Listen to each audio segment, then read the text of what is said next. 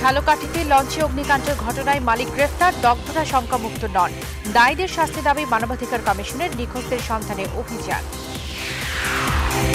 আইন নয়, সরকারি খালেদা জিয়ার বিদেশে চিকিৎসায় বড় বাধা, দাবি বিএনপির। চিকিৎসার আবেদনের মতামত আইন থেকে স্বরাষ্ট্র মন্ত্রণালয়ে। ষাটোর্ধ্ব ফ্রন্টলাইনারদের বুস্টার ডোজ দেওয়া শুরু, সুরক্ষা নিবন্ধন আজ থেকে। ওমিক্রনে প্রথম মৃত্যু দেখল অস্ট্রেলিয়া, দিল্লিতে কারফিউ জারি। কক্সবাজারে ধর্ষণ মামলার প্রধান আসামি আশিক গ্রেফতার, মিলেছে ধর্ষণের প্রমাণ, ৩ জনের 2 দিনের রিমান্ড।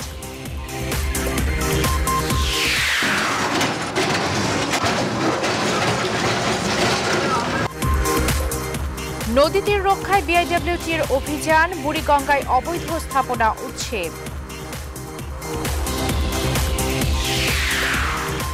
রাজধানীতে বাড়ছে বিবাহ বিচ্ছেদ, আবেদনকারীদের বেশিরভাগই নারী, পারিবারিক কলহই কারণ বলছেন সমাজবিজ্ঞানীরা।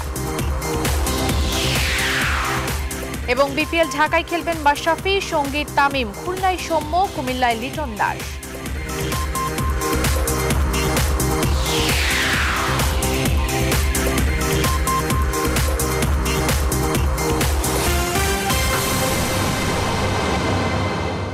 রেইনবো অ্যান্টিব্যাকটেরিয়াল পেইন্টস এর SBIT টেকনোলজি দেয়ালকে রাখে সুরক্ষিত বছরের পর বছর। স্বাগত নিউজ 24 সংবাদে, সঙ্গে আছি আমি বাবলি ইয়াসমিন।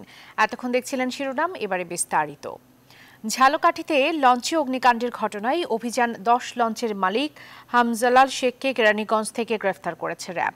এদিকে অগ্নিদগ্ধদের মধ্যে যারা ঢাকায় ভর্তি আছেন তাদের কেউই শঙ্কামুক্ত নন, একথা জানিয়েছেন শেখ হাসিনা বার্ন ইনস্টিটিউটের প্রধান সমন্বয়ক সামন্ত লাল সেন। আর হাসপাতাল পরিদর্শন শেষে মানবাধিকার কমিশনের চেয়ারম্যান দাবি জানিয়েছেন অভিযুক্তদের শাস্তি নিশ্চিতের। এছাড়া মরদেহ শনাক্তে স্বজনদের DNA নমুনা সংগ্রহ শুরু করেছে CID। বিস্তারিত ডেস্ক রিপোর্টে। ঝালকাঠির সুগন্ধা লঞ্চে আগুনের চতুর্থ দিনে সোমবার সকাল 11টার দিকে বিষখালী নদী থেকে এক যুবকের মরদেহ ভেসে উঠতে দেখা যায়। পরে ফায়ার সার্ভিস সদস্যরা মরদেহটি উদ্ধার করেন। লঞ্চ দুর্ঘটনায় দগ্ধদের মধ্যে 4 জন ভর্তি আছে শেখ হাসিনা বার্ন ইনস্টিটিউটে। এদের একজনের অবস্থা সংকটাপন্ন বলে জানিয়েছেন ইনস্টিটিউটের প্রধান সমন্বয়ক সামন্ত লাল সেন। অন্যদিকে হাসপাতাল পরিদর্শন শেষে মানবাধিকার কমিশনের চেয়ারম্যান নাসিমা বেগম লঞ্চ দুর্ঘটনায় গাফিলতি থাকলে দোষীদের শাস্তির দাবি জানান। আমাদের এখানে 15 জন রোগী আছে এখন, তার মধ্যে 4 জন আইসিইউতে, 3 জন অলরেডি লাইফ সাপোর্টে আছে। বাকি যারা আছে তারাও কেউ শঙ্কামুক্ত না, সবারই জেনারেশন বার্ন আমরা পর্যবেক্ষণ করছি, আমরা আমাদের যথাসাধ্য চেষ্টা করছি। যাদের গাফিলতির কারণে এই ধরনের ঘটনা ঘটেছে তাদের দৃষ্টান্তমূলক শাস্তির আওতায় আনা হোক, এটাই কমিশন থেকে আমরা প্রত্যাশা করি। এদিকে অগ্নিকাণ্ডে নিহত ব্যক্তিদের স্বজনদের DNA পরীক্ষার জন্য নমুনা সংগ্রহ শুরু করেছে CID। পোস্টমর্টমের সময় যে লাশগুলি পাওয়া গিয়েছিল তাদের প্রোফাইলটি সংগ্রহ করে রাখা হয়েছে, আর এখন যারা আসছে তাদের প্রোফাইলটাও আমরা নিব। 2টা ম্যাচ করার পরে আমরা তখন এই জিনিসটা তাদেরকে দিতে পারবো। আগুন লাগা অভিযান 10 লঞ্চের মালিক হামজালাল শেখকে রোববার রাতে কেরানীগঞ্জ থেকে গ্রেফতার করে র্যাব। Desk report news 24।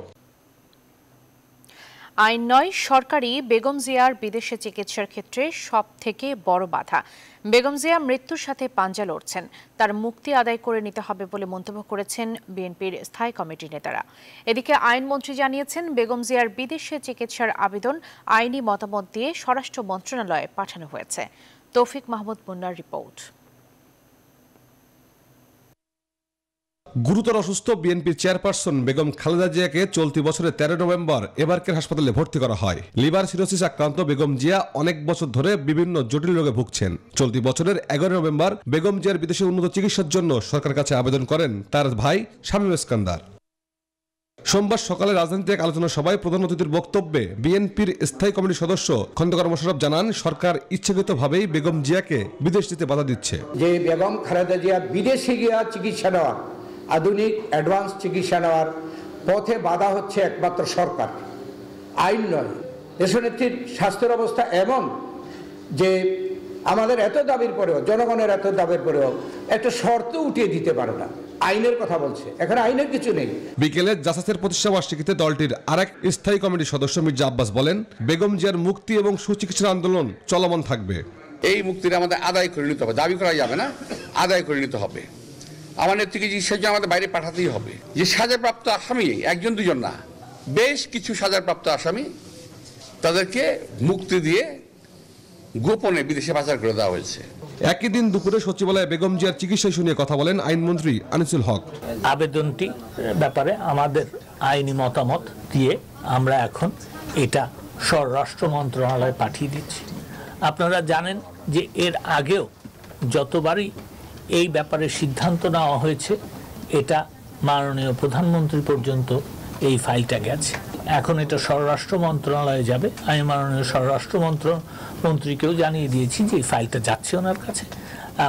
আমার মনে হয় যে এই ফাইলটা মাননীয় প্রধানমন্ত্রী পর্যন্ত যাবে, তারপরে আপনারা সিদ্ধান্ত জানতে পারবেন। আইনে যেভাবে বলা আছে সেভাবেই ব্যবস্থা নেওয়া হচ্ছে, এ বিষয়ে কোনো দ্বিমত নেই বলেন আইনমন্ত্রী আনিসুল হক। আবেদনটি ব্যাপারে আমাদের তৌফিক মাহমুদ মুন্না, নিউজ 24, ঢাকা। শুরু হয়েছে ষাটোর্ধ্ব ও ফ্রন্টলাইনারদের বুস্টার ডোজ দেওয়ার কার্যক্রম। স্বাস্থ্য অধিদপ্তরের মহাপরিচালক নিউজ 24-কে জানিয়েছেন, এরই মধ্যে সুরক্ষা প্ল্যাটফর্মের মাধ্যমে ষাটোর্ধ্ব ও ফ্রন্টলাইনারদের SMS পাঠাতে নেওয়া হয়েছে সব ধরনের ব্যবস্থা। বুস্টার ডোজকে কেন্দ্র করে সুরক্ষা প্ল্যাটফর্মে এসেছে বড় পরিবর্তন। রিশাদ হাসানের প্রতিবেদন। দেশব্যাপী শুরু হয়েছে বুস্টার ডোজ প্রয়োগের কার্যক্রম। ষাটোর্ধ্ব ও ফ্রন্টলাইনারদের যাদের 2 ডোজের টিকার মেয়াদ অন্তত 6 মাস পেরিয়েছে, তাদেরই দেয়া হবে বুস্টার ডোজ। স্বাস্থ্য অধিদপ্তরের মহাপরিচালক মুঠোফোনে জানান, এরই মধ্যে খুলে দেওয়া হয়েছে সুরক্ষা অ্যাপ। বুস্টার ডোজের জন্য মনোনীত ব্যক্তিদের নতুন করে নিবন্ধনের প্রয়োজন হবে না। বুস্টার ডোজ শুরু হয়েছে, আজকে আপনারা ট্রাই করেন যে সুরক্ষা দিতে পারেন কিনা। শুরু হতে চলে সেদিন তো মন্ত্রী শুরু করে দিয়েছে। বুস্টার ডোজকে কেন্দ্র করে সুরক্ষা প্ল্যাটফর্মেও এসেছে বড় পরিবর্তন। এটিকে দেখানো হবে টিকার 3য় ডোজ হিসেবে। এছাড়াও ভ্যাকসিন সনদেও মিলবে এর প্রমাণ। শিডিউলের তারিখটা দেওয়া থাকবে, ওই তারিখটা এই ভ্যাকসিন কার্ডে উনি পিন করলে পেয়ে যাবেন। এবং এর পরবর্তীতে আসে টিকা সনদ। যখন উনি বুস্টার ডোজ সম্পন্ন করবেন, টিকা সনদ যখন ডাউনলোড করবেন, ডাউনলোডের ওখানে গেলে সনদে কিন্তু আমরা একটি কলাম নতুন অ্যাড করে দিয়েছি বুস্টার ডোজের ক্ষেত্রে। সুরক্ষা প্ল্যাটফর্ম নিয়ে রোববার ভার্চুয়াল প্রশিক্ষণ শেষ করেছে দেশের টিকা কেন্দ্রগুলো। বুস্টার ডোজ প্রয়োগে পূর্ণ প্রস্তুতির কথা জানান তারা। অলরেডি বুস্টার ডোজের জন্য আমাদের গতকালকে মিটিং হয়েছে, জুম মিটিং, এবং সবাইকে প্রশিক্ষণ দেওয়া হয়েছে যে কীভাবে করতে হবে এবং কীভাবে মেসেজটা দিতে হবে। সেই অপশন সবই আমাদের দেখানো গেছে। আমরা প্রস্তুত আছি, নির্দেশনা পাওয়া মাত্র আমরা শুরু করে দিব। ষাটোর্ধ্ব ও ফ্রন্টলাইনার যাদের 2 ডোজ টিকা নেওয়ার 6 মাস পেরিয়েছে, SMS এর প্রাপ্যতার ভিত্তিতে নির্ধারিত কেন্দ্রগুলোতে গিয়ে তারা দিতে পারবেন booster dose. Rishad Hasan, news 24, Dhaka. 24 ঘন্টার ব্যবধানে দেশে করোনা ভাইরাস শনাক্তের হার 2% ছাড়িয়েছে। বেড়েছে নতুন রোগী, তবে কমেছে মৃত্যু। সোমবার স্বাস্থ্য অধিদপ্তর জানিয়েছে 24 ঘন্টায় নতুন শনাক্ত হয়েছেন 373 জন আর মারা গেছেন 1 জন। 24 ঘন্টায় 17,271টি নমুনা পরীক্ষায় শনাক্তের হার 2.16%। অধিদপ্তর জানাচ্ছে, নতুন 373 জন সহ মোট শনাক্ত 15,83,626 জন এবং নতুন 1 জন সহ মোট মৃত্যু 28,061 জন। 24 ঘন্টায় সুস্থ হয়েছেন 323 জন। এ নিয়ে দেশে মোট 15,47,750 জন সুস্থ হয়েছেন।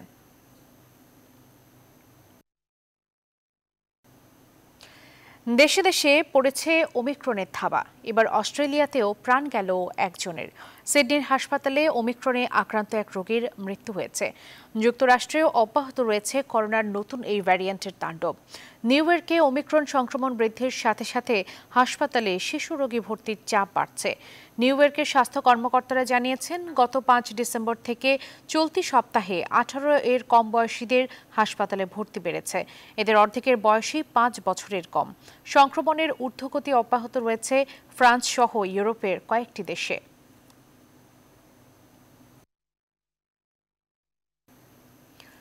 ভারতের রাজধানীতে ফের করোনার সংক্রমণ বাড়ায় সোমবার থেকে রাতে কারফিউ জারি করেছে দিল্লি প্রশাসন। কারফিউ জারি থাকবে রাত 11টা থেকে ভোর 5টা পর্যন্ত। স্বাস্থ্য মন্ত্রণালয়ের তথ্য অনুযায়ী গত 24 ঘন্টায় দিল্লিতে 290 জন সংক্রমিত হয়েছেন। আগের দিনের তুলনায় যা প্রায় 16% বৃদ্ধি পেয়েছে। এমনকি 10 জুনের পর দিল্লিতে এটি একদিনে সর্বাধিক সংক্রমণ। এই পরিস্থিতিকে উদ্বেগজনক বলে জানিয়েছে দেশটির স্বাস্থ্য অধিদপ্তর। এ ঘটনায় সতর্ক অবস্থান নিয়েছেন মুখ্যমন্ত্রী অরবিন্দ কেজরিওয়াল।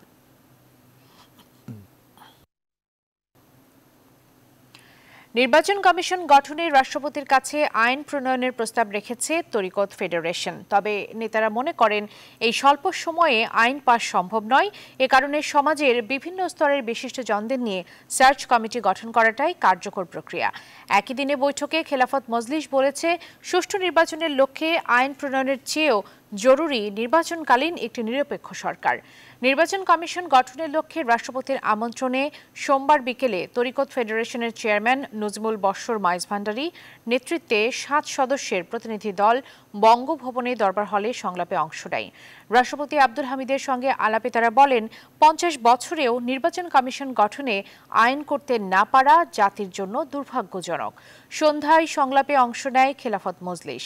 দলটির মহাসচিব ডক্টর আহমদ আব্দুল কাদেরের নেতৃত্বে 8 সদস্যের প্রতিনিধি দলটি রাষ্ট্রপতির কাছে নির্বাচনকালীন সরকার গঠনের বিষয়ে তাদের প্রস্তাব তুলে ধরেন। আইন শুরু করতে হবে, প্রক্রিয়া শুরু করতে হবে। আমার কথা হচ্ছে আইনটা এই মুহূর্তে হয় কি না বড় কথা নয়, আইনের প্রক্রিয়া শুরু হওয়া দরকার আছে। আমার মনে হয় সার্চ কমিটির দিকে যাচ্ছে জিনিসটা, অর্থাৎ সেই জন্য আমি এটা বলেছি যাতে যদি যায় তাহলে অবশ্যই সুশীল সমাজের একজন আর সাংবাদিকের সিনিয়র সাংবাদিকদের পক্ষ থেকে যাতে একজন, তারা যেন এই 5 জনের গ্রহণযোগ্য ব্যক্তি হয়। মালদ্বীপে 6 দিনের দ্বিপক্ষীয় সফর শেষে সোমবার দেশে ফিরেছেন প্রধানমন্ত্রী শেখ হাসিনা। প্রধানমন্ত্রী ও তার সফর সঙ্গীদের বহনকারী বিমান বাংলাদেশ এয়ারলাইন্সের একটি বিশেষ ভিভিআইপি ফ্লাইট সোমবার সন্ধ্যা 5:30টায় হযরত শাহজালাল আন্তর্জাতিক বিমানবন্দরে পৌঁছায়। মালদ্বীপের প্রেসিডেন্ট ইব্রাহিম মোহাম্মদ সলিহর আমন্ত্রণে প্রধানমন্ত্রী গত 22 ডিসেম্বর মালদ্বীপে পৌঁছান। সফরের দ্বিতীয় দিনে দক্ষ স্বাস্থ্য পেশাদারদের নিয়োগ এবং যুব ও ক্রীড়া উন্নয়নের ক্ষেত্রে সহযোগিতার বিষয়ে দুটি চুক্তি ও সমঝোতা স্মারক সই হয়। দক্ষিণ এশিয়ার এই দুই দেশের মধ্যে বন্ধুত্বের প্রতীক হিসেবে বাংলাদেশ মালদ্বীপকে 13টি সামরিক যান উপহার দেয়। কক্সবাজারে পর্যটক ধর্ষণের কথা স্বীকার করেছে মামলার প্রধান আসামি আশিক। গ্রেপ্তারের পর সংবাদ সম্মেলনে র্যাব জানায়, কক্সবাজারে পর্যটকদের টার্গেট করে অপকর্ম করার একটি দল রয়েছে তার। এদিকে ওই নারীকে সংঘবদ্ধ ধর্ষণ মামলায় গ্রেফতার 3 জনের 2 দিন করে রিমান্ড দিয়েছেন আদালত। বিস্তারিত জানাচ্ছেন মৌ খন্দকার। সাম্প্রতিক সময়ে কক্সবাজারে পর্যটকদের নানা ভোগান্তি নিয়ে সংবাদের মাঝেই ঘটে এক নারীকে ধর্ষণের ঘটনা। অভিযোগ ওঠে স্বামী সন্তানকে জিম্মি করে ওই নারীকে ধর্ষণ করা হয়েছে। তারপর থেকেই মামলার আসামিদের ধরতে অভিযান শুরু করে আইন শৃঙ্খলা বাহিনী। রোববার রাতে এই মামলার প্রধান আসামি আশিককে মাদারীপুর থেকে গ্রেফতার করে র্যাব। এ নিয়ে সোমবার সংবাদ সম্মেলনে বাহিনীর পক্ষ থেকে জানানো হয়, আশিক গত 1 দশকে কক্সবাজারের অপরাধের অভয়ারণ্য গড়ে তুলেছে। তার গ্যাংয়ে রয়েছে অন্তত 30 জন সদস্য। গ্রেফতারকৃত আশিক তার মূলত যে 30 জনের যে তার একটি গ্রুপ, এই গ্রুপের মাধ্যমে সে বিচে যারা পর্যটক যেত রাতের বেলা তাদেরকে বিভিন্নভাবে ফাঁদে পেলে তাদেরকে ব্ল্যাকমেল করত। তারা বিভিন্নভাবে সুযোগ বুঝে ফায়দা অনুযায়ী তারা কিন্তু তাদেরকে ব্ল্যাকমেল করে তাদের কাছ থেকে অর্থ নিত। র্যাব বলছে, বিভিন্ন হোটেল ম্যানেজারের যোগসাজশে পর্যটকদের ফাঁদে ফেলে টাকা আদায় করত আশিক ও তার গ্যাংয়ের সদস্যরা। তার এই ব্ল্যাকমেল থেকে বা তার এই ধরনের অপকর্ম থেকে মূলত কেউই রেহাই পায়নি এবং তার এই অপকর্মের জন্য বিভিন্ন সময় আইন শৃঙ্খলা বাহিনী তাকে গ্রেফতার করে আইনের হাতে সোপর্দ করেছে। এদিকে কক্সবাজারের নারী পর্যটককে সংঘবদ্ধ ধর্ষণের মামলায় গ্রেফতার 3 জনের 2 দিন করে রিমান্ড দিয়েছে আদালত। মৌ খন্দকার, নিউজ 24, ঢাকা। হবিগঞ্জের সাতছড়ি জাতীয় উদ্যান থেকে আবারও বিপুল পরিমাণ গোলাবারুদ উদ্ধার করা হয়েছে। সোমবার ভোর থেকে দুপুর পর্যন্ত অভিযান চালিয়ে ডিএমপির কাউন্টার টেরোরিজম ইউনিটের একটি দল সাতছড়ির 2টি জায়গা থেকে 15টি রকেট প্রোফাইল গ্রেনেড, 25টি বুস্টার ও লং রেঞ্জ অটোমেটিক মেশিন গানের 510 রাউন্ড বুলেট উদ্ধার করে। সাংবাদিকদের এসব তথ্য জানান কাউন্টার টেরোরিজম ইউনিটের প্রধান পুলিশের ডিআইজি মোহাম্মদ আসাদুজ্জামান। ঢাকার যাত্রাবাড়ি এলাকা থেকে আবেল ত্রিপুরা অমিত নামে খাগড়াছড়ির এক যুবককে আটকের পর তার দেয়া তথ্যের ভিত্তিতেই সাতছড়িতে অভিযান চালানো হয়।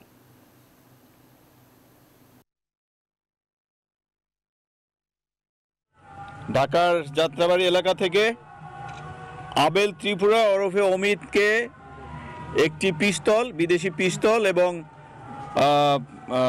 4 রাউন্ড গুলি এবং একটি ম্যাগাজিন সহ আমরা তাকে গ্রেপ্তার করি। ফলে যে আরও কোনো অস্ত্র গোলাবারুদ আছে কিনা সেটা আমরা রিমান্ডে এনে আরও ব্যাপক জিজ্ঞাসাবাদ করব এবং আমরা আশা করি তার মাধ্যমে আরও অভিযান আমাদের অব্যাহত থাকবে।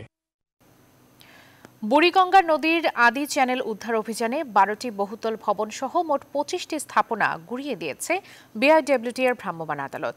সোমবার দুপুরে রাজধানীর কামরাঙ্গীর চরের শহীদনগর এলাকায় অভিযান চালিয়ে এসব স্থাপনা ভেঙে ফেলা হয়।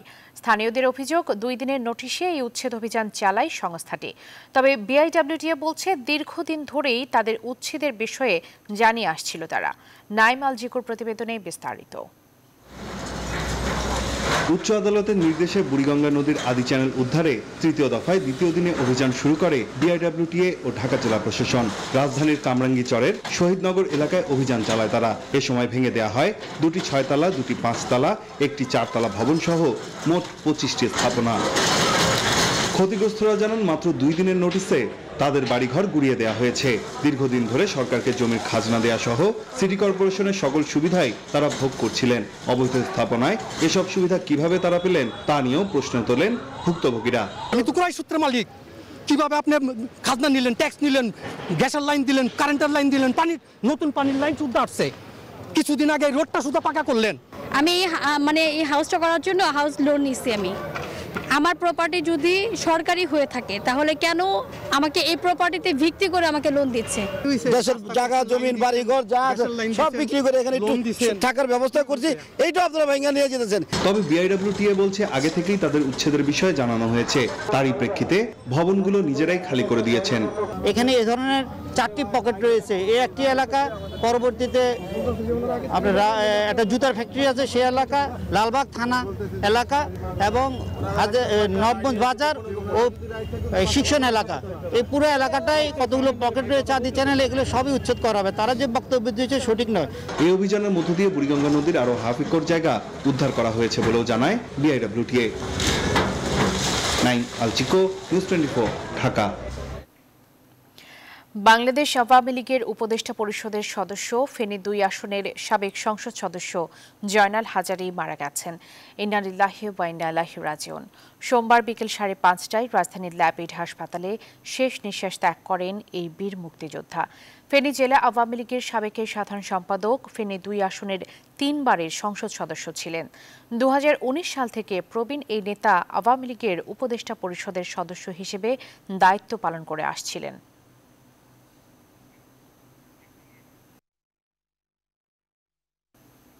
সংবাদের সময় হলো একটা বিরতি নেবার, সঙ্গেই থাকুন।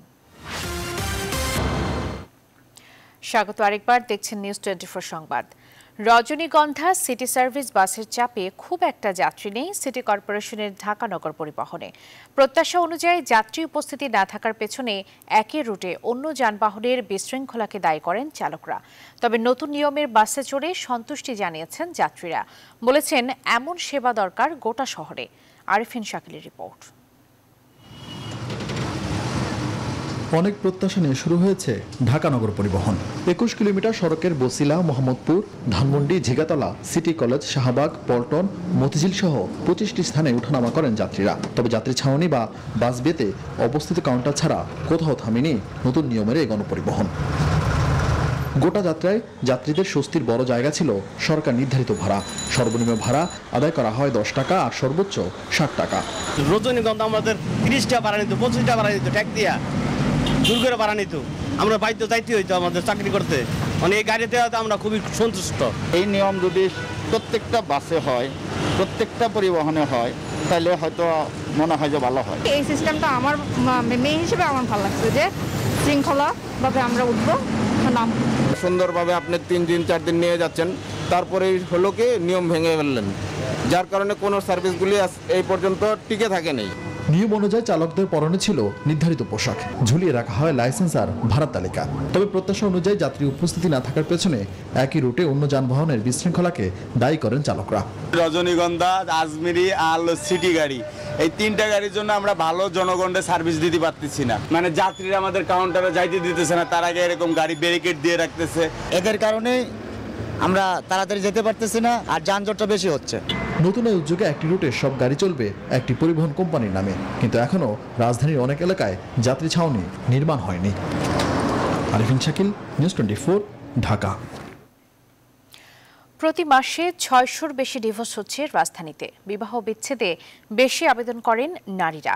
সমাজবিজ্ঞানীরা বলছেন দিন দিন কমে যাচ্ছে ধৈর্য, তাই ছোটখাটো কারণে ঘটছে বিচ্ছেদ। এক পর্যবেক্ষক মনে করেন করোনার কারণে বেড়েছে পারিবারিক কলহ। মাসুদা লাবণীর প্রতিবেদন। চলে যাচ্ছি। ঠিক আছে, তুমি যাও। ডিভোর্স নারী পুরুষের একসাথে থাকার আইনি বন্ধনের ইতি টানাকে ডিভোর্স বা বিবাহ বিচ্ছেদ বলা হয়। দিনে দিনে বাংলাদেশের নগরগুলোতেও বাড়ছে এই সংখ্যা। ঢাকার 2 সিটি কর্পোরেশনের পরিসংখ্যান বলছে প্রতি বছর নারীরা বিচ্ছেদের আবেদন করেন বেশি। কোনো কোনো মাসে এই সংখ্যা ছাড়িয়ে যায় দ্বিগুণ। গত 3 বছরে ঢাকা দক্ষিণ সিটি কর্পোরেশনের পরিসংখ্যানে দেখা যায় 2019 সালের চেয়ে 2020 সালে ডিভোর্স কার্যকর হয় 561টি বেশি। এবছর 11 মাসে ডিভোর্স হয়েছে 6666টি। প্রতি মাসে তালাকের সংখ্যা গড়ে 606টি।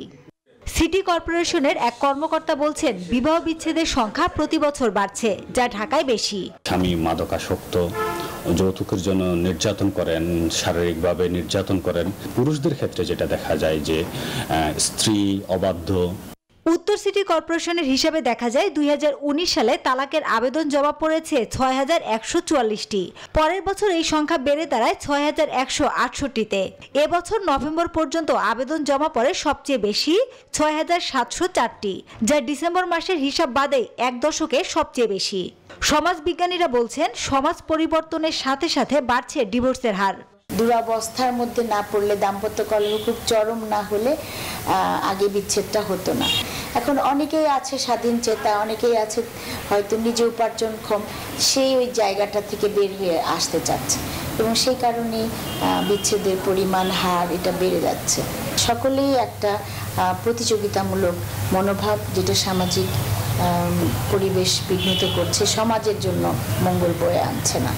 পারিবারিক সম্পর্কে যখন আমরা একটা বাসার মধ্যে একসাথে আছি, তখন যেটা হয়, আমরা লকডাউনের সময় বা করোনার সময় দেখেছি কিন্তু পারিবারিক উত্তেজনা অনেকখানি বৃদ্ধি পেয়েছে।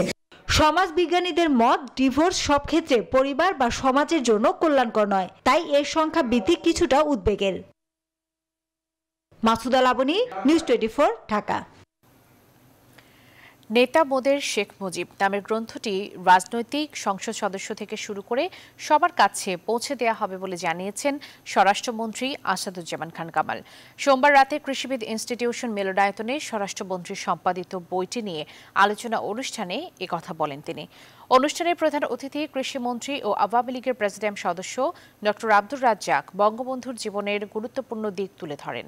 আয়োজনে বিশেষ অতিথি ছিলেন মন্ত্রিপরিষদ বিভাগের সিনিয়র সচিব খন্দকার আনোয়ারুল ইসলাম, পুলিশ মহাপরিদর্শক ডক্টর বেনজির আহমেদ, ঢাকা বিশ্ববিদ্যালয়ের উপাচার্য অধ্যাপক ডক্টর মোহাম্মদ আখতারুজ্জামান, জাতির জনক বঙ্গবন্ধু শেখ মুজিবুর রহমান স্মৃতি জাদুঘরের কিউরেটর মোহাম্মদ নজরুল ইসলাম খান, জাতীয় প্রেস ক্লাবের সভাপতি ফরিদা ইয়াসমিন ছাড়াও বইটি সম্পাদনার সাথে যুক্ত ব্যক্তিরা।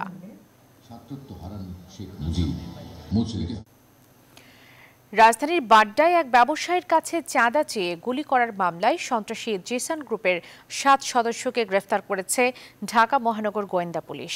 সোমবার দুপুরে ডিএমপি মিডিয়া সেন্টারে সংবাদ সম্মেলনে ডিবির অতিরিক্ত কমিশনার এ তথ্য জানান। তিনি বলেন, কাশিমপুর কারাগারে থাকা দণ্ডপ্রাপ্ত 2 আসামির মাধ্যমে দেশের বিভিন্ন এলাকায় অপরাধ কর্মকাণ্ডের নেটওয়ার্ক গড়ে তুলেছে দুবাইয়ে পালিয়ে থাকা শীর্ষ সন্ত্রাসী জিসান। দুবাই থেকে জিসান দেশের বিভিন্ন অপরাধমূলক কর্মকাণ্ড পরিচালনা করে। কারাগারে থাকা 2 সন্ত্রাসীর সঙ্গে শীর্ষ সন্ত্রাসী জিসানের এবং দেশে থাকা সন্ত্রাসীদের যোগাযোগের প্রমাণ পেয়েছে ডিবি। জিসানকে ইন্টারপোলের মাধ্যমে দেশে ফিরিয়ে আনার চেষ্টা চলবে বলেও জানান তিনি।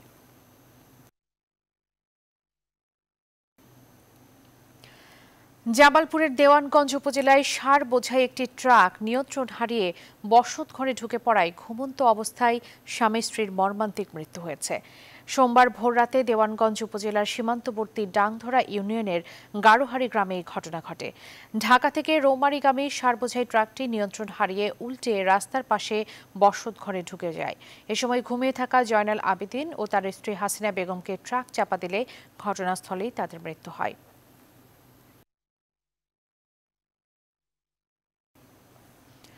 এবার ফার্স্ট সিকিউরিটি ইসলামী ব্যাংক অর্থ বাণিজ্যের সংবাদ।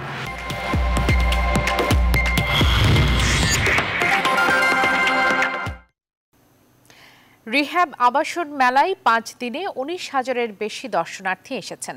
বিক্রি হয়েছে অনেক প্লট ও ফ্ল্যাট।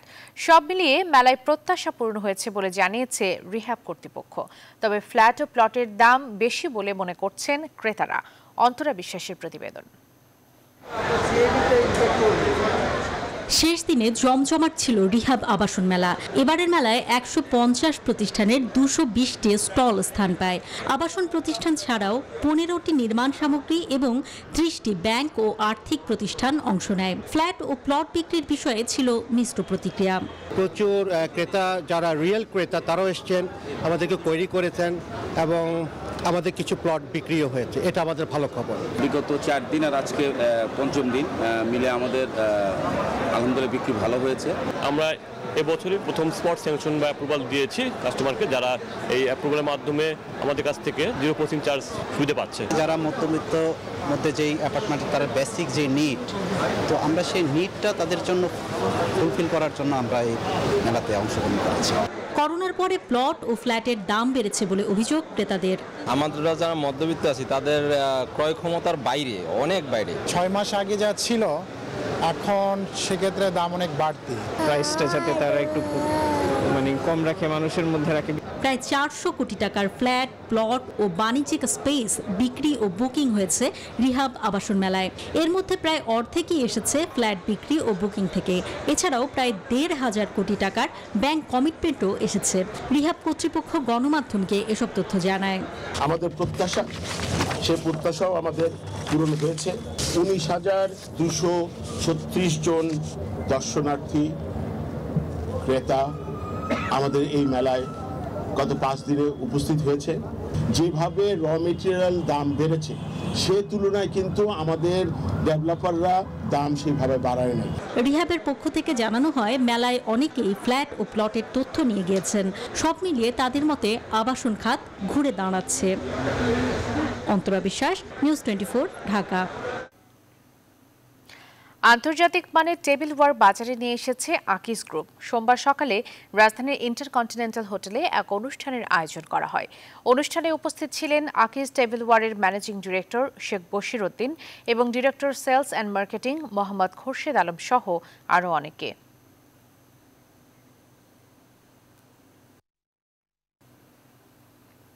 সংবাদে আবারও বিরতি নিচ্ছি, সঙ্গেই থাকুন।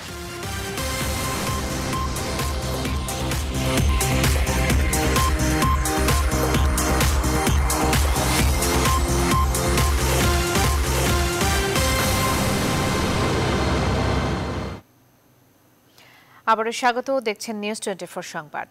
মাগুরায় বসুন্ধরা গ্রুপের সহায়তায় অসহায় শীতার্থ মানুষের মাঝে কম্বল বিতরণ করা হয়েছে।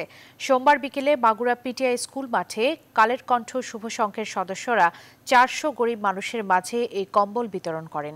এ সময় কালের কণ্ঠ শুভ সংঘের সভাপতি পরেশ কান্তি সাহা, পৌরসভার প্যানেল মেয়র মকবুল হাসান মাকুল সহ বিশিষ্টজনরা উপস্থিত ছিলেন। পর্যায়ক্রমে 3টি উপজেলায় 1000 কম্বল বিতরণ করা হবে।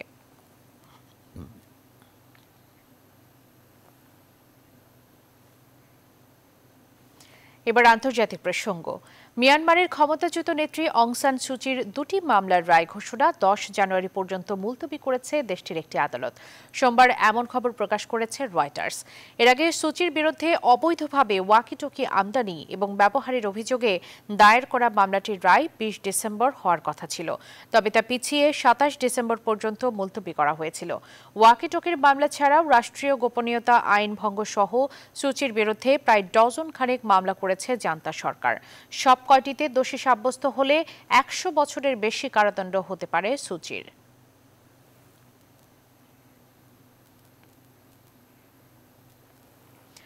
করোনার মাঝে বৈরী আবহাওয়ায় স্থবির হয়ে পড়েছে বিশ্বের বেশ কয়েকটি দেশের জনজীবন।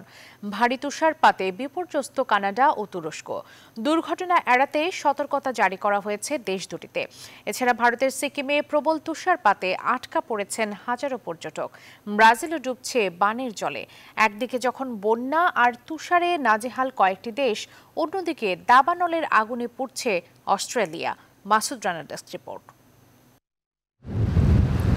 কানাডার উত্তর পশ্চিমাঞ্চলে দিনের আলোতেও কয়েক ফুট দূরের দৃশ্য যেন রাতের আঁধার। তুষারপাতের সাথে ঝড়ো বাতাস, সেই সঙ্গে পাল্লা দিয়ে কমছে তাপমাত্রা। কয়েকটি শহরের তাপমাত্রা নেমে এসেছে -50 ডিগ্রি সেলসিয়াসে। অন্যদিকে তুষারপাতের কবলে পড়েছে মধ্যপ্রাচ্যের দেশ তুরস্ক। দুর্ঘটনা এড়াতে দেশ দুটিতে জারি করা হয়েছে সতর্কতা। তুষারপাতের জেরে ভারতের সিকিমে আটকা হাজারো পর্যটক। বড়দিনের ছুটির সুযোগে তুষারপাতের মতো মনোরম দৃশ্য উপভোগ করার ইচ্ছা যেন কাল হলো তাদের। রাস্তায় বরফের স্তূপ জমা হওয়ায় ব্যাহত হচ্ছে যান চলাচল। সিকিম প্রশাসন জানিয়েছে, দুর্যোগের কারণে পর্যটকদের অসংখ্য গাড়ি আটকে আছে। এদিকে ব্রাজিলের উত্তর পূর্বাঞ্চলীয় রাজ্য বাহিয়ায় কয়েক সপ্তাহের ভারী বৃষ্টিপাতের পর দেখা দিয়েছে বন্যা। এরপর দুটি বাঁধ ধসে পড়ায় আরও অবনতি হয়েছে পরিস্থিতির। একদিকে যখন বন্যা আর তুষারে বিপর্যস্ত বিভিন্ন দেশ, তখন অন্যদিকে অস্ট্রেলিয়ার দক্ষিণ পশ্চিমে দাবানলের আগুনে বাড়িঘর ছেড়ে পালাচ্ছে মানুষ। Desk report, news 24। এবার জানাচ্ছি প্রবাসের খবর।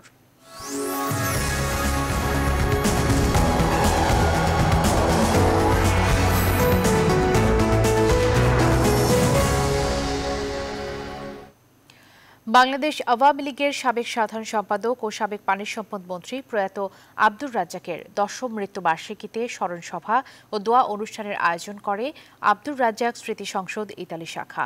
রোমের পিয়েচ্ছা ভিক্টোরিয়া ফ্লাভার্স অফ ইন্ডিয়া রেস্টুরেন্ট হল রুমে আয়োজিত সভায় প্রধান অতিথি ছিলেন প্রয়াত আব্দুর রাজ্জাকের পুত্র নাইম রাজ্জাক এমপি। তিনি টেলিকনফারেন্সে বক্তব্য রাখেন। বিশেষ অতিথি ছিলেন ইতালি আওয়ামী লীগের সভাপতি হাজি মোহাম্মদ ইদ্রিস ফরাজি, সাধারণ সম্পাদক হাসান ইকবাল। আব্দুর রাজ্জাক স্মৃতি সংসদের ইতালি শাখার সভাপতি শেখ রাশেদের সভাপতিত্বে এবং যুগ্ম সাধারণ সম্পাদক সাদ্দাম হোসেন ও ফরহাদ বাবুর যৌথ পরিচালনায় নেতারা বক্তব্য রাখেন। শেষে প্রয়াত আব্দুর রাজ্জাকের রুহের মাগফিরাত কামনা করে বিশেষ দোয়া ও মুনাজাত করা হয়। সারা বিশ্বের কাছে কানাডার জনপ্রিয়তা বৃদ্ধির অন্যতম কারণ অভিবাসন প্রক্রিয়ায় দেশটির স্থায়ী বসবাসের সুযোগ। চলতি বছর 4,01,000 অভিবাসীকে স্থায়ীভাবে বসবাসের সুযোগ দিয়ে গেল 100 বছরের মধ্যে নতুন রেকর্ড করেছে কানাডা। কানাডা প্রতিনিধি লাইলা নুসরাতের তথ্যচিত্রে ডেস্ক রিপোর্ট। আদিবাসীদের বাদ দিলে কানাডার জনসংখ্যার পুরোটাই অভিবাসীদের সমন্বয়ে গড়ে উঠেছে। জনসংখ্যা বৃদ্ধিকে দেশের অর্থনীতির চালিকা শক্তি হিসেবে মনে করে কানাডা। প্রধানমন্ত্রী জাস্টিন ট্রুডো ক্ষমতায় আসার পর থেকে অভিবাসন সুবিধা অনেক বেড়েছে। যারা নতুন করে দেশটিতে স্থায়ী বসবাসের সুযোগ পেয়েছেন, তাদের একটি বড় অংশ কানাডায় অস্থায়ীভাবে বসবাস করছিলেন। কোভিডের কারণে কানাডার অভিবাসন প্রায় বন্ধ হয়ে গিয়েছিল। সেটি অর্থনীতিতে প্রবল চাপ সৃষ্টি করে। সেই অবস্থা থেকে মুক্তি পেতে কানাডিয়ান সরকার স্বল্পতম সময়ে কিভাবে তাদের এই অভিবাসন চাহিদা পূরণ করা যায় তার পদক্ষেপ নেন। কানাডায় অভিবাসীদের স্থায়ী বসবাসের সুযোগ দান আগামী বছরও চলবে। গেল বছরের অক্টোবরে 2021 থেকে 2023 সালের অভিবাসন লক্ষ্যমাত্রা কানাডার সংসদে অনুমোদিত হয়েছে। আগামী বছরে 4,21,000 অভিবাসীকে দেশটিতে বসবাসের সুযোগ দিতে চায় কানাডা সরকার। আমরা ইচ্ছা রাখি যে আমাদের দেশ থেকে আরো যেন সবাই বিভিন্নভাবে ইনভেস্টমেন্ট, ব্যবসা এবং বাসাবাড়ি ক্রয় করে। যদিও করোনা মহামারীর কারণে দেশটির সীমান্ত অধিকাংশ সময় বন্ধ থাকায় 2020 সালে এই স্থায়ী অভিবাসন সুবিধা কমে যায়। সে বছর 1,85,000 মানুষকে এই সুবিধা দেওয়া হয়। স্বাস্থ্য, শিক্ষা, সামাজিক নিরাপত্তা সহ সকল মৌলিক মানবাধিকারের প্রশ্নে এদেশে কোনো ভিআইপি, ভিভিআইপি সংস্কৃতি গড়ে ওঠেনি। কানাডার অভিবাসন নীতি অনুসারে প্রতি বছর দেশটির মোট নাগরিক অনুপাতে 1% মানুষকে অভিবাসন সুবিধা দেওয়া হবে। কানাডার বর্তমান জনসংখ্যা 3,08 লাখ। এই হিসাব অনুসারে প্রতি বছর 3,80,000 অভিবাসী নেয়ার কথা কানাডার। তবে প্রতি বছর এ সংখ্যা বাড়াচ্ছে কানাডা সরকার। Desk report, news 24। এবার ক্লেমন খেলার সংবাদ।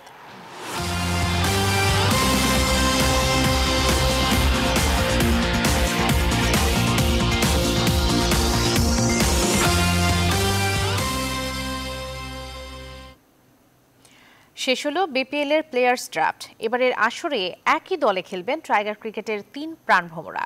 ঢাকায় মাহমুদুল্লাহ রিয়াদের সঙ্গে তামিম ইকবাল ও মাশরাফি বিন মুর্তজা। মুশফিকের খুলনায় খেলবেন সৌম্য সরকার। ক্রিস গেইলকে দলে ফিরিয়েছে সাকিব আল হাসানের বরিশাল। চট্টগ্রাম নিয়েছে আফিফ, সাব্বির, মিরাজের মতো ক্রিকেটারদের। কুমিল্লায় খেলবেন লিটন দাস ও ইমরুল কায়েস। অন্যদিকে মোসাদ্দেক, মিঠুন, আল আমিন ও বিজয়কে দলে ফিরিয়েছে সিলেট। বিস্তারিত মাহফুজুল ইসলামের রিপোর্টে। শুরুতেই আমরা দেখে নিতে চাই ঢাকা। অনেক নাটকীয়তার পর অবশেষে হয়ে গেল বিপিএল এর 8ম আসরের প্লেয়ার্স ড্রাফট। দল গুছিয়েছে 6 ফ্র্যাঞ্চাইজি। মাহমুদুল্লাহ রিয়াদকে আগেই সরাসরি সাইনিংয়ে দলে ভিড়িয়েছিল স্টার্সরা। ড্রাফট থেকে তামিম আর মাশরাফিকে দলে ভিড়িয়ে চমকের পাল্লায় দলটি লাগায় বাড়তি হাওয়া। সাকিব আল হাসানকে আগেই দলে ভিড়িয়ে চমক দিয়েছিল ফরচুন বরিশাল। এবার প্লেয়ার্স ড্রাফটে বিদেশি কোটায় ক্রিস গেইলকে দলে ভিড়িয়ে ব্যাটিং শক্তিমত্তা বাড়িয়েছে খালেদ মাহমুদ সুজনের দল। খুলনা টাইগার্সে মুশফিকুর রহিমের সঙ্গে যোগ দিয়েছেন শেখ মেহেদী, কামরুল হাসান রাব্বি, ফরহাদ রেজার মতো ক্রিকেটাররা। এছাড়া জাতীয় দলের ওপেনার সৌম্য সরকার আছেন এই দলে। তুলনামূলক তরুণদের নিয়ে প্রতিপক্ষকে চ্যালেঞ্জ জানাতে প্রস্তুত চট্টগ্রাম চ্যালেঞ্জার্স। ড্রাফট থেকে শরীফুল, আফিফ, শামীম পাটোয়ারি, সাব্বির রহমান, মেহেদী মিরাজ, আকবর আলী ও নাঈম ইসলামের মতো ক্রিকেটারদের দলে ভিড়িয়েছে তারা। আমরা একটু দেখে নিতে চাই কুমিল্লা ভিক্টোরিয়ান্স। ব্যালেন্সড দল কুমিল্লা ভিক্টোরিয়ান্স। মুস্তাফিজকে আগেই দলে ভিড়িয়ে জানান দিচ্ছিল শক্তিশালী দল গড়ার। দেশিদের মধ্যে ড্রাফট থেকে তারা নিয়েছে লিটন দাস, ইমরুল কায়েস, মুমিনুল হক, আবু হায়দার রনি ও মেহেদী হাসানের মতো ক্রিকেটারদের। সিলেট সানরাইজার্সে অভিজ্ঞ আর তারুণ্যের সংমিশ্রণ। ড্রাফট থেকে তারা দলে নেয় মোসাদ্দেক সৈকত, মোহাম্মদ মিথুন, আলামিন হোসেন, নাজমুল হোসেন অপু, এনামুল হক বিজয়, সোহাগ গাজী, অলোক কাপালের মতো ক্রিকেটারদের। এদিকে প্লেয়ার্স ড্রাফটে ডি ক্যাটাগরিতে থাকলেও দল পাননি মোহাম্মদ আশরাফুল ও নাসির হোসেন। 2022 সালের 21 জানুয়ারি থেকে 18 ফেব্রুয়ারি পর্যন্ত হবে বিপিএল এর এবারের আসর। মাহফুজুল ইসলাম, নিউজ 24। নিউজিল্যান্ডের মাউন্ট মঙ্গানুয়ে প্রস্তুতি ম্যাচের আগে শেষ দিনের মতো অনুশীলন করেছে জাতীয় ক্রিকেট দল। প্রথম টেস্টের ভেন্যুতে সোমবার 3 ডিপার্টমেন্টেই হয়েছে আলাদা সেশন। মূলত নেট সেশনে দেয়া হয়েছে বাড়তি মনোযোগ। এছাড়া ক্রিকেটারদের নিয়ে আলাদা ফিল্ডিং সেশন করেছেন কোচ মিজানুর রহমান বাবুল। রাসেল ডোমিঙ্গোর শিষ্যরা সবাই এখন পর্যন্ত আছেন ফিট। কোয়ারেন্টাইন পর্ব শেষে মাঠের অনুশীলনে সব ক্রিকেটারের পজিটিভ মনোভাব দলের জন্য ইতিবাচক বলছেন নির্বাচক আব্দুর রাজ্জাক। 1 জানুয়ারি নিউজিল্যান্ডের বিপক্ষে মাউন্ট মঙ্গানুয়ে শুরু হবে 2 ম্যাচ সিরিজের প্রথম টেস্ট। কোয়ারেন্টাইনের পরে যে প্র্যাকটিস সেশনগুলো হয়েছে আসলে বেশ ভালো দেখে সবাইকে বেশ পজিটিভ মনে হচ্ছে এবং সবাই খুব সুন্দরভাবে কোপ আপ করার চেষ্টা করছে এবং আমার কাছে মনে হচ্ছে যে মোটামুটি রিকভার করে ফেলছে সবাই। আর ফার্স্ট 2 দিনের ম্যাচ যেটা আগামীকাল থেকে শুরু হবে আশা করা যাচ্ছে যে বেশ ভালোই হবে এবং সবথেকে বড় ব্যাপার যে এখানে এই পাশেই মাঠে খেলা, তো আমাদের ওই অ্যাটমসফিয়ারটা পরিচিত হবে এবং ছেলেরা বেশ পজিটিভ। সংবাদ শেষ করব, যাবার আগে শিরোনামগুলো জানিয়ে দিচ্ছি আরো একবার।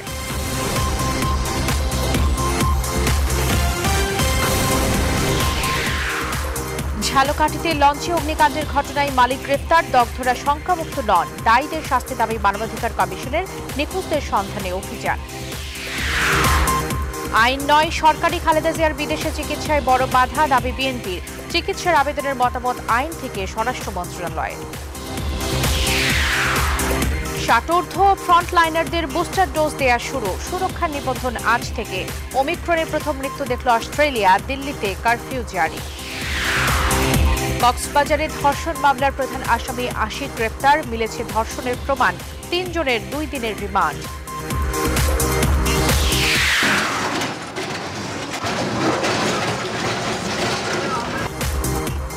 নদী তীর রক্ষায় বিআইডব্লিউটি এর অভিযান, বুড়িগঙ্গায় অবৈধ স্থাপনা উচ্ছেদ।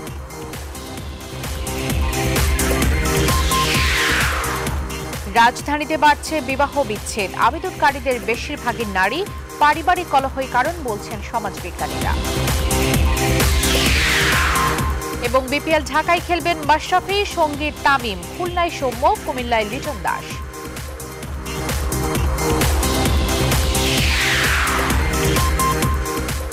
এখন এই পর্যন্তই। আরও সংবাদ ও বিশ্লেষণ জানতে ভিজিট করুন news24bd.tv। এতক্ষণ সাথে থাকার জন্য ধন্যবাদ সবাইকে।